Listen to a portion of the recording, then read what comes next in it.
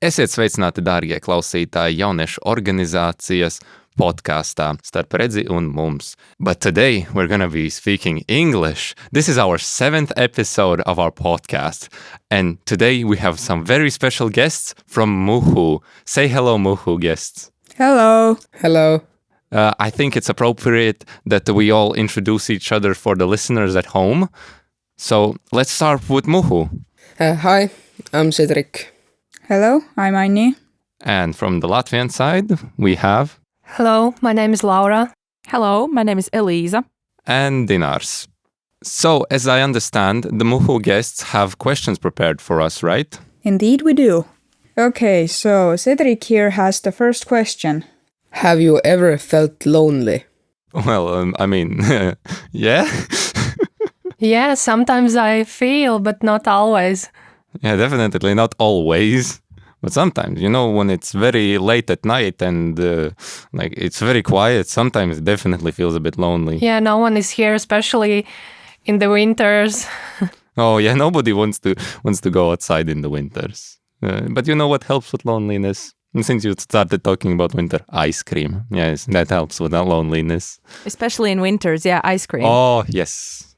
I mean, in what context? If you view loneliness as something as a part of being blind, then I guess rarely I have experienced loneliness in that respect. But yeah, I also do get lonely sometimes, and then I watch Netflix.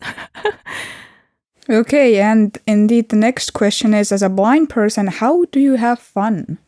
I think it's quite simple to answer because for myself, I just go outside with simple other people like an ordinary person. I also hang out with friends.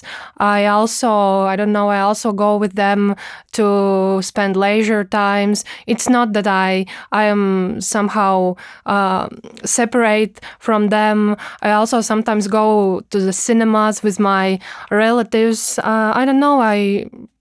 I can find different kinds of how to spend my free time, yeah.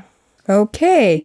I think that when you're blind, you do most of the activities that also sighted people take part in. But the biggest difference that I see is that you always are accompanied by your friends or someone you know. And you just want to talk to people, you want to communicate, you want to spend your free time doing the things you like, I suppose playing music or playing sports or just hanging out, as Laura mentioned.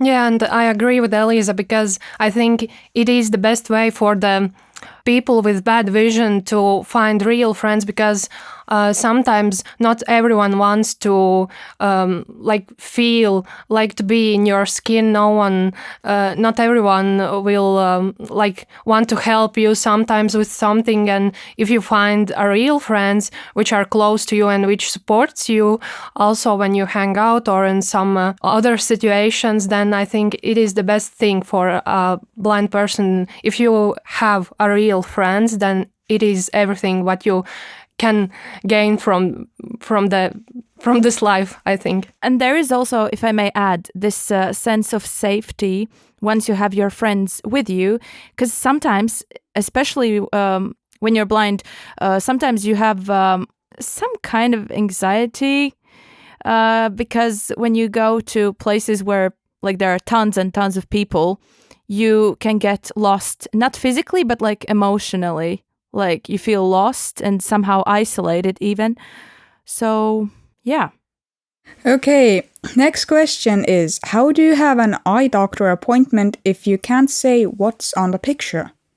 That's actually, that one I actually can answer because I'm not blind, I'm partially sighted. And for me, we have standard vision tests where they determine how good you can see.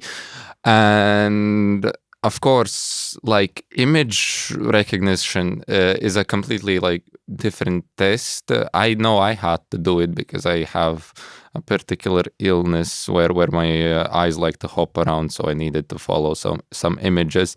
But I wouldn't say like it's necessarily that if you don't see an image that it's bad, you just know like, okay, that's my limit. I can't see further, so I probably need these glasses with this prescription.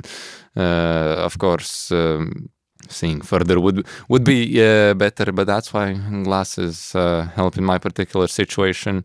Otherwise, eye doctor appointments are like any eye doctor appointments. They make you sit down, name numbers, and look at a tree through a machine. All right. Anyone else has any answers?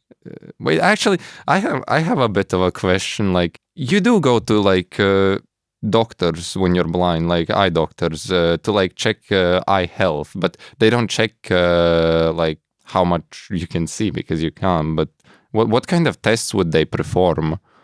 Well, what about Elīza?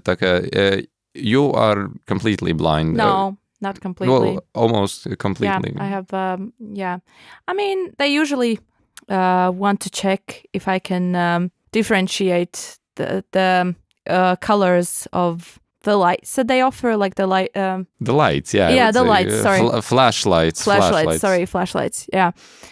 And that's about it.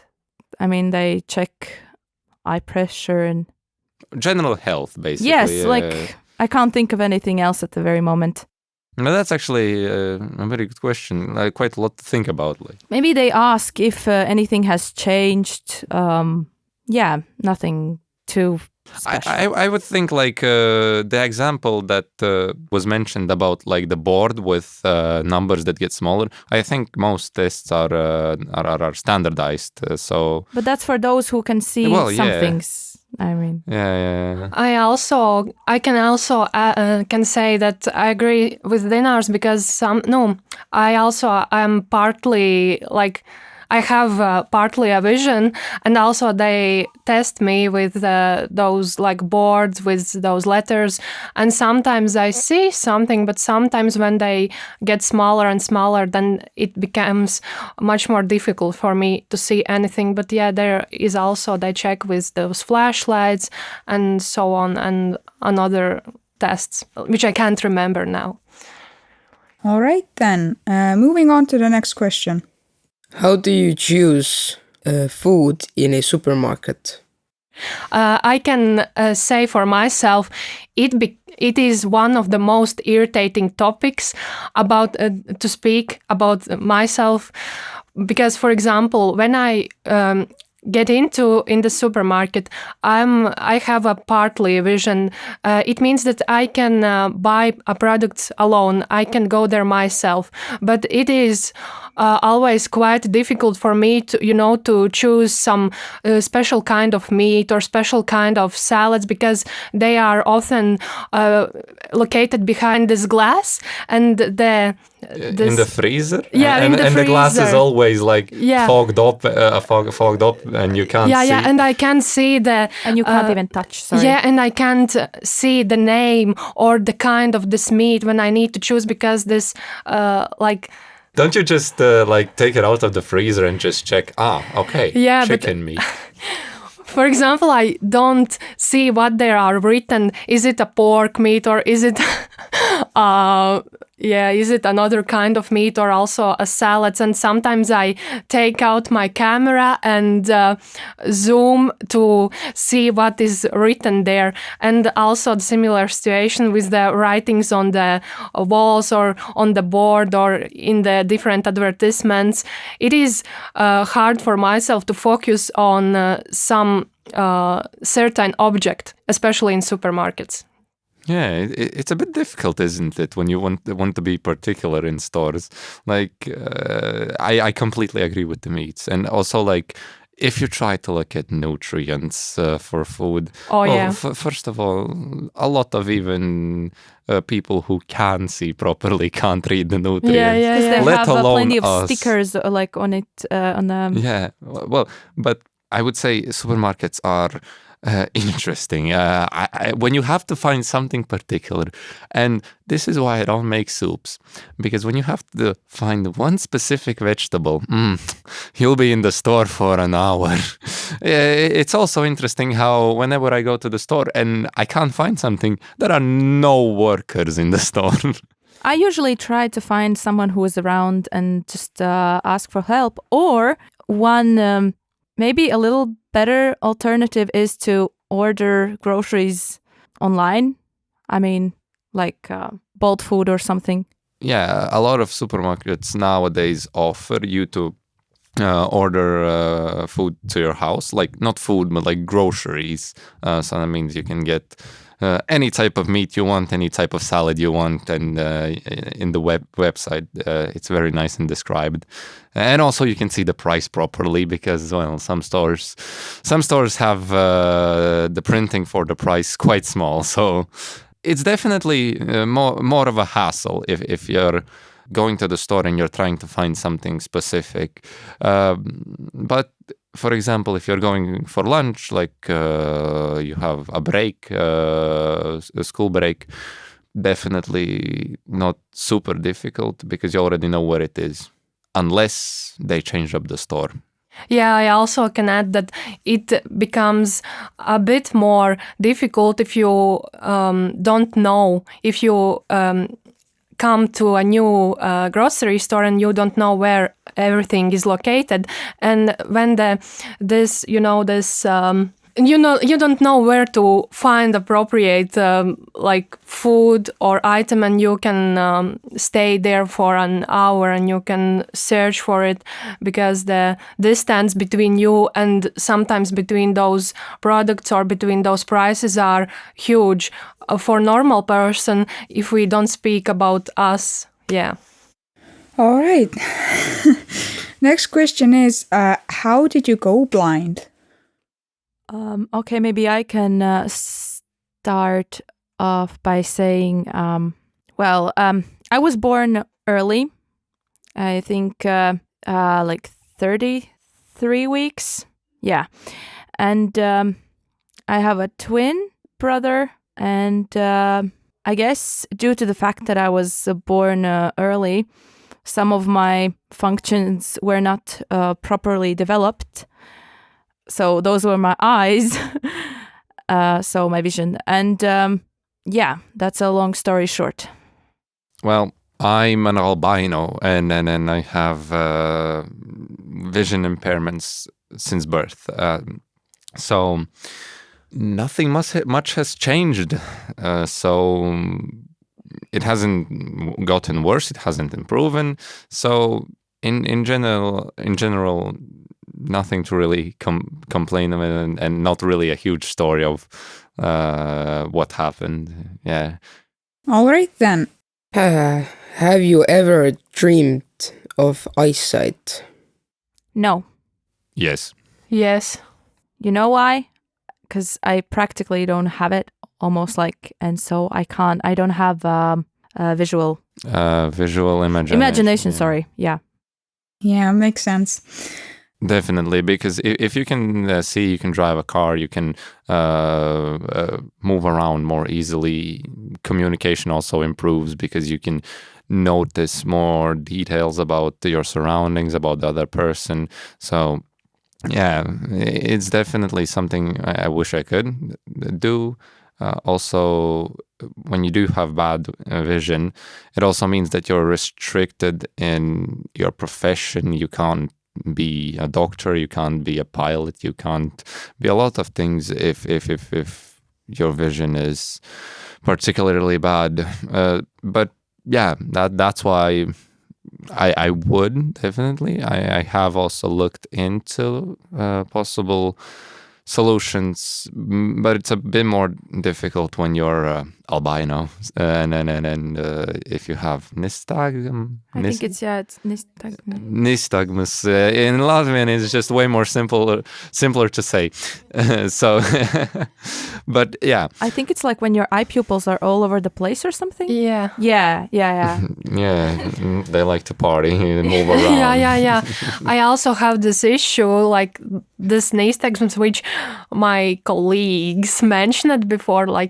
But I also really agree with Dinārs because I have dreamed a lot about how it would be if I would have a good vision, because I would firstly I would just feel more confident, because I would see another people like self-expressions, their emotions, because I not always, even if it is sunny day, I don't see their self-expressions, or if they are too far from me, I don't see what they really mean, because sometimes face, it can say a lot, not only that, of course, tone of the voice or or how loud or how they express their words also means a lot, but I think that also self-expressions means also a lot, and you can do many jobs as a person with good visions could do. It is a bit more difficult for you to find appropriate profession which you would like to enjoy in your future. Not everything you can do because of the bad vision. So that's about it. May I add some things? So you mentioned different eyesight problems, and what I would like to add here is that I had retinopathy, and it has left this permanent damage, and it usually develops once you're born too early, or with people who have diabetes, in a very severe form of diabetes, and it's just when your a retina is starting to shred, basically. And the other thing that I wanted to mention is that people who are blind, they can usually feel dreams with the other four senses, if it makes sense. Like you can hear, you can smell things, you can feel things. Therefore, you can imagine, but you just don't have this visual thing. All right. So with that, as a blind person, do you have any advantages with other senses? I think some people call these advantages like extra abilities, because with time you live through different experiences, and you accumulate some things that sighted people sometimes do not. For example, you tend to observe much more. If you can't see, you try to control different situations with your other senses. Therefore, it may be that you have that you develop intuitive skills, sort of like your third eye or something, and maybe some other things. Okay, does anyone else have something to say about this question? Well, I wouldn't say particularly. I don't have big enough vision problems to probably have special senses.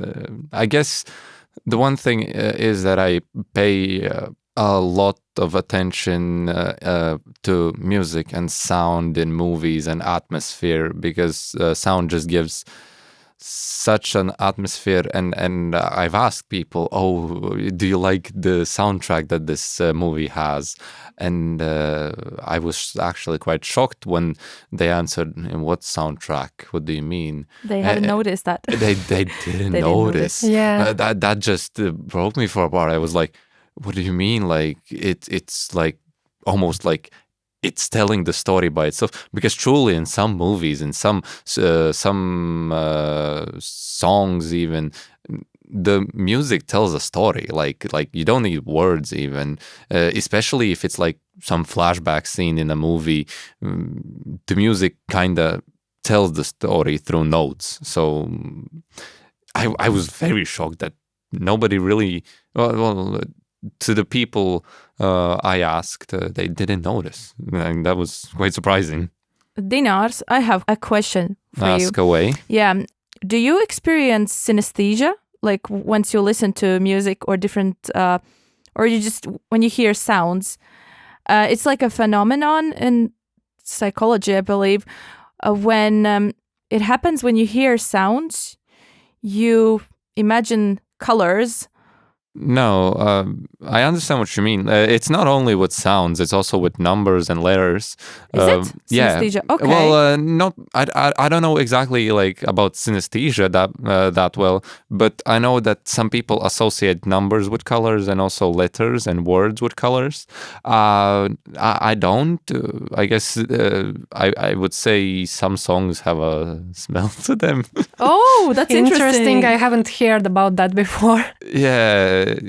It's and colors also like I wouldn't say like it's definitely like your brain just produces that smell like because there isn't anything to make that smell around you so could it be related to some memories you might have? It's definitely related to memories because like with strawberries if I concentrate I can get the smell and taste of strawberries. Yeah, I also can agree because I have also a partly color blindness, partly not with every colors, but partly, and the red color always associates with strawberries, or the yellow color with lemons, and the orange with oranges. I don't know. It is my association sometimes.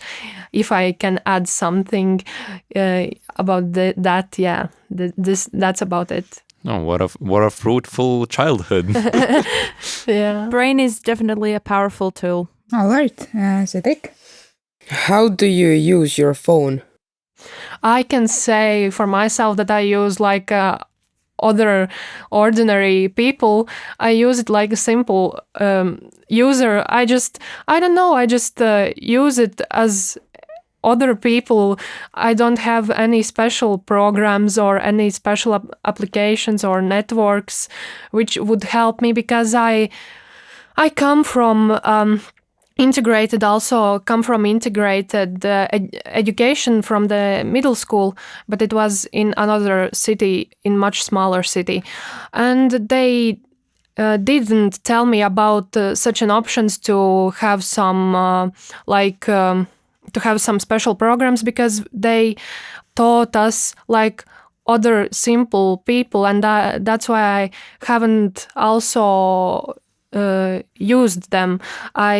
Now also I don't feel the need or the aim to use those programs because I see everything, but I need to just a little bit look more closer or stare more closer or zoom something, some description or something if I don't see it. But other things like pictures on my phone or like if I need to call someone, I just use it as other ordinary people. Well, I use TalkBack, which is a program designed for the blind, and it has this speech synthesis. For the most part, I think the process of using my phone is not very much different. You only have to double tap or get to know some special gestures. Yeah. Well, for me, my phone is very important, and it's not like I'm addicted to it, okay? It's more like it actually does help a lot, especially the camera. If I need to see text, small text or text far away, I need my phone, and it just makes my life so much easier. Also, gestures like zooming are very important for me. If like the text is small in a website, or I want to really zoom in on a picture that's in a site or somewhere like that. So phone is very important also for navigation, Google Maps, and also I recently started using a very good application. It is also in Estonia, Timey. It shows the bus schedule, and now I can rest easy at home knowing my bus is late, and that I'll make it on time to the bus when it specifically arrives. Yeah, I also agree with Dinārs because, if we speak about those things, then I always, the phone helps me to see a timetable for buses or for trams, and the camera is also one of the most useful things which I use in my phone, especially if we go back to this situation in grocery stores when I need to zoom on some product names or on some descriptions or on some descriptions about the nutrition. Then the phone camera usually helps me really because as I mentioned, I don't see small writings, and it helps me a lot. And I think that the navigation and the camera is the best things which was made in the phone. Also, there is this app called Envision AI. AI stands for Artificial Intelligence. I mean, which says it all. Like, you can scan documents using your camera, scan QR codes, find objects. And this is a very useful tool for those who are blind or even visually impaired, as you guys mentioned that you use your camera quite a lot. Okay, so with that was a question earlier here. How do blind people use the computer, the keyboard, and everything? I think it's quite similar. With fingers. Yeah. Yeah. Well, actually, it is a bit different, all jokes aside, because even like a lot of people who can see look at the keyboard, right, when you type. But I've noticed that a lot of people who are visually impaired, well, they can't see the keys, so might as well learn the keyboard, learn how to type on the keyboard without looking at it. And then, well, I think that's one big difference, because people who do have vision tend to look at the keyboard when they write. And also what I have noticed that they write much slower than we do it sometimes. Even big flex. Yeah. Okay. Next question is, can you imagine things in your head? So like before we asked, have you ever dreamt of eyesight? One of your answers was that you have never seen it, so you don't dream of it. But how is the imagination? Well, if you dream, you can imagine. I mean, like, you mean imagine things in my head. Let's say, as a blind person, you have to touch something to feel it, to know what it is. Do you also imagine it in your head, for an example? Yes. That was straightforward. Any other replies? I'm just trying to process my thoughts in my head. Imagine. Yeah, I'm imagining you. Actually, sorry. But no, you can imagine things in your head. It's just that you can't imagine how it would be to see them. It's pretty deep, but it is what it is. I think it's abstract in a way, because for a blind person, your mind doesn't have a reference to how something looks unless you saw... I have a reference to how something feels. Well, yeah. But like as a child, if you lost your vision when you were born, you don't have any references, so your brain isn't really programmed to visually synthesize anything, I guess. Yes, that's true. And I think there is a quote that just came into my mind. Helen Keller, who was world famous. How would you describe her in one word? Okay, she was blind and she was deaf. And she had this quote that blindness separates people from things, but being deaf separates people from people. So you could say that blind people are partly separated from things. How does that work? Wait, did she lose her hearing like when she was older? Or did she lose? She had written 6 books or something. I can't even read a single book, and she wrote 6. She lost her hearing when she was like 10 months old. I think she suffered a fever, but to know more, you just read about her. I recommend. Because that's very interesting. She's a very inspirational woman. I don't even know her, but it sounds interesting. Keller. Yeah. Well, I have heard. I think actually from you have mentioned her before, but I think she traveled the world. She was like a badass woman. Like, I mean, she. But I can't imagine like how difficult must that be. That's why I had the question. Well, I mean, she had plenty of assistance in her life. But she could speak properly and she could write properly, which is interesting if you don't have hearing. Okay, well, I guess that's an even deeper topic, which we will not go into, but that's actually very interesting. How do you know how things look like? No, I just, I as I said, I have partly a vision. It doesn't mean that I don't see everything. I see quite normal. For example, I see people, I see things, I see furniture, and I see like smaller stuff like nail polish color or the texture of the material on the clothes. But it doesn't really matter for me to worry that I don't see someone in real life, or I don't see how I choose my clothes. Maybe it is a bit more difficult if when it was in the middle school, when I sit on my seat and the teacher writes something on the board. I usually sat in the first or in the second line, maybe on the third line, but farther it became more difficult for me to see the numbers or the smaller things. But about the simple things like people, or if I want to see or I need to see a person in life, it is normal, and I can say that I see quite a lot of things in life.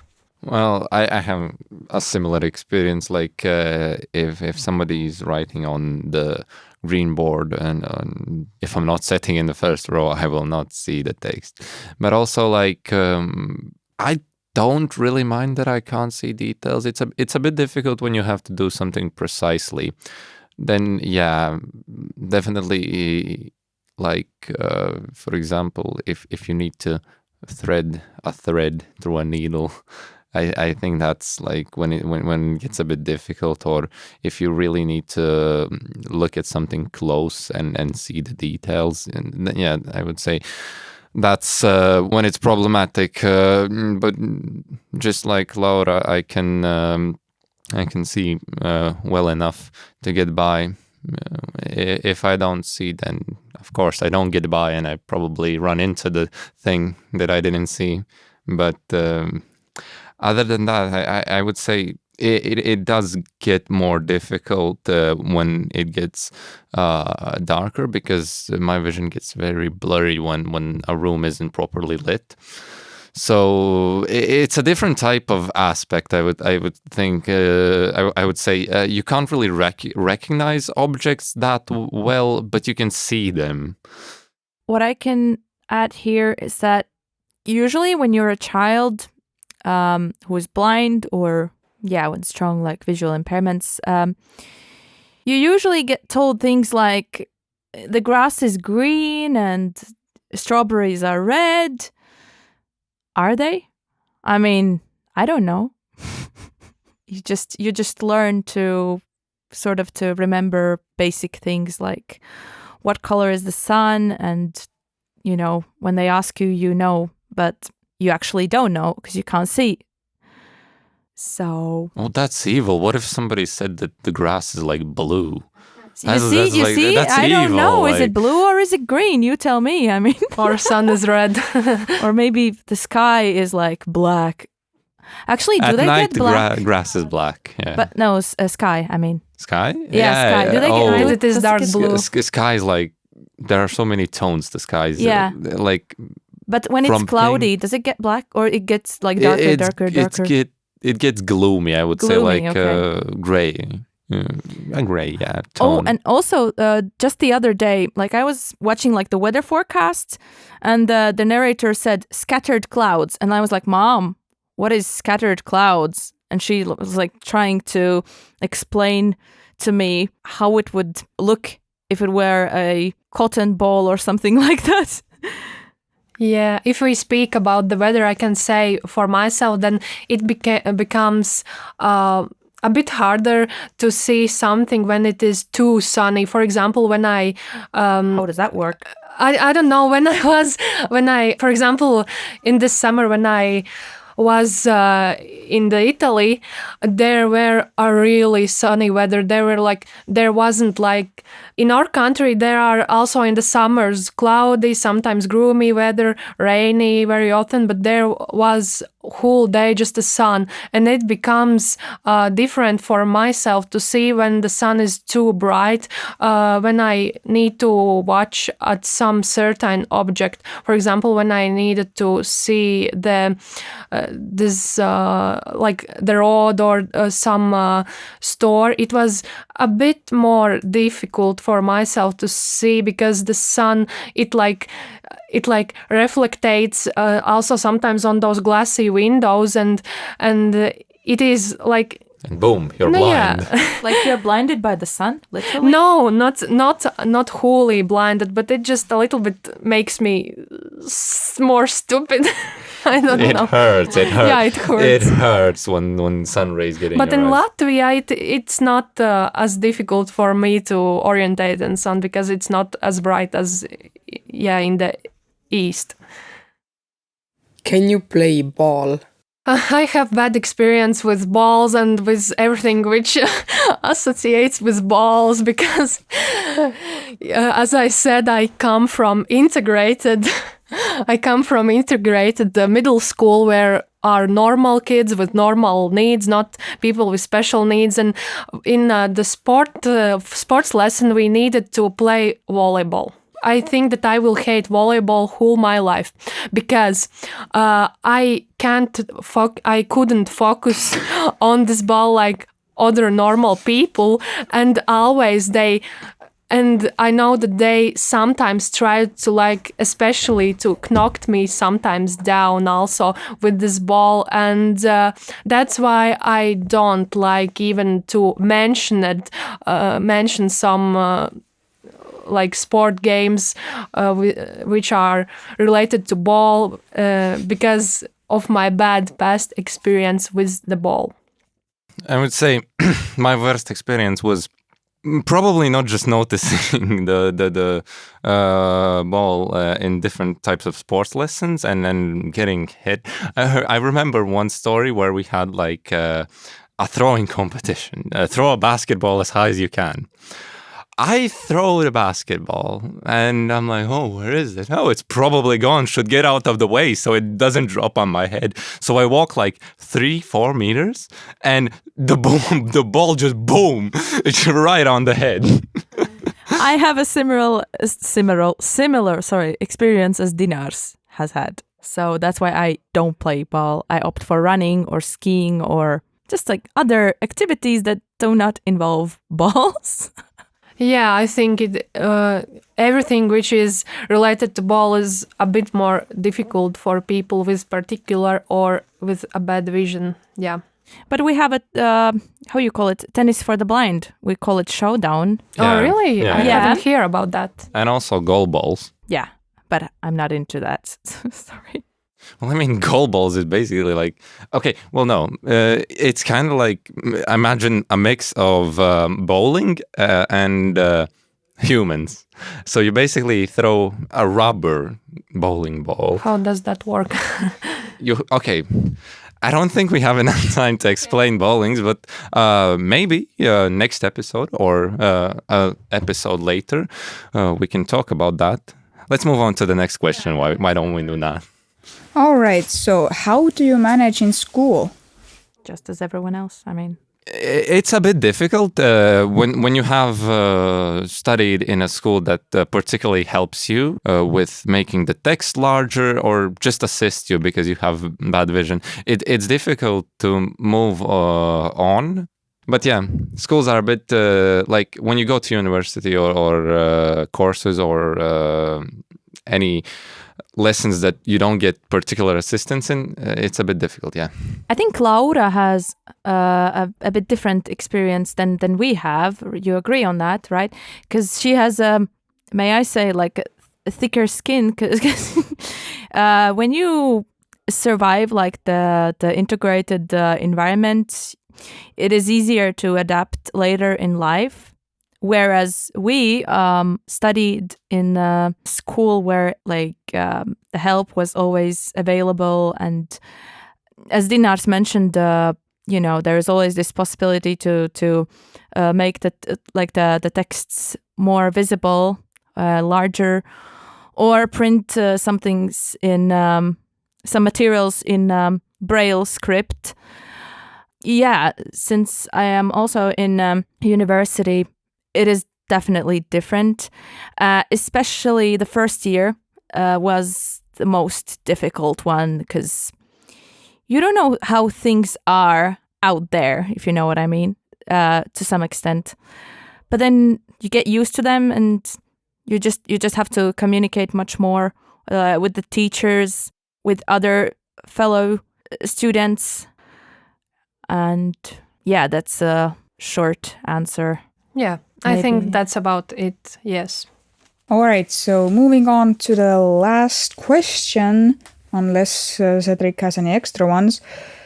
As Latvians, do you have a sixth toe? No, not really. No. I know Estonians have that, but I think there was this joke about the Latvia. Okay, no. Estonians think that Latvians have a sixth toe on. Let's be honest, we hate each other. No. That was a bad joke. Sorry. No, we are just a bit more unfriendly, I think. Oh no, we are very friendly. No, actually, we're quite friendly. We will show our sixth toe. Yeah. Well, okay. I mean, it has been fantastic talking to you. I guess one question for you is we both of our teams, so the youth organization for the visually impaired and Muhu youth organization were both in a project in Valmiera. And how did you like it there? Well, most certainly I learned a lot about blind people, how they cope with things and how they may get, let's say, overstimulated, how they use the computer, how they even walk around, like when you made us walk around blind between the chairs. When you made us smell things, it made me think like perhaps your sense of smell may be stronger, which is a benefit, of course, as a blind person. In short, I enjoyed it. It was very much fun talking to you, learning and experiencing new things. And thank you for this opportunity to be in a podcast with you. Great questions. It was a very well spent 40 minutes, and hopefully the listeners enjoyed as well. And thank you for listening, and make sure to stay in tune for our next podcasts. And let's collaborate in the future. Yeah, and let's collaborate in the future. Bye. Thank you. Bye. Projekts Education is Key tiek finansēts ar Eiropas Komisijas Erasmus Plus maza izmēra partnerību pieaugušo izglītībā, kuru Latvijā administrē Valsts izglītības attīstības aģentūra.